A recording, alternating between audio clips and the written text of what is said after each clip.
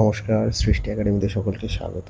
আজ আমরা জানতে চলেছি আর্টিকেল নম্বর 27। আর্টিকেল নম্বর 27 যেটি ভারতীয় সংবিধানের 25টি পার্টের মধ্যে তৃতীয় পার্ট অর্থাৎ মৌলিক অধিকারের অন্তর্গত। এই আর্টিকেল থেকে আমরা জানতে পারি ধর্মীয় প্রতিষ্ঠানের প্রশাসনিক ব্যবস্থাপনার জন্য ফিস নেওয়া যেতে পারে, কিন্তু ধর্ম প্রচারের জন্য কর নেওয়া যাবে না।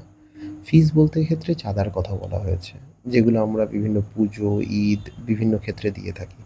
তো এক্ষেত্রে তাদের ধর্মীয় কার্যকলাপ সম্পন্ন করার জন্য চাইলে চাঁদা নিতে পারে, কিন্তু কর নিতে পারবে না। কর অর্থাৎ একটা সময় মোগলদের আমলে বা সুলতানি যুগে যে জাকাত ও জিজিয়া করের প্রচলন ছিল, অর্থাৎ কোনো ব্যক্তি যদি এটি হিন্দু রাষ্ট্র হয় তাহলে মুসলিম হলে তাকে কর দিতে হবে, বা এটা যদি মুসলিম রাষ্ট্র হয় তাহলে হিন্দু হলে তাকে কর দিতে হবে, এমন কোনো ব্যাপার নয়। আচ্ছা, দ্বিতীয় পয়েন্টে বলা হচ্ছে আবার রাষ্ট্র কোনো ধর্মকে বিশেষ সুবিধা দিতে নাগরিকদের কাছ থেকে কর নিতে পারবে না।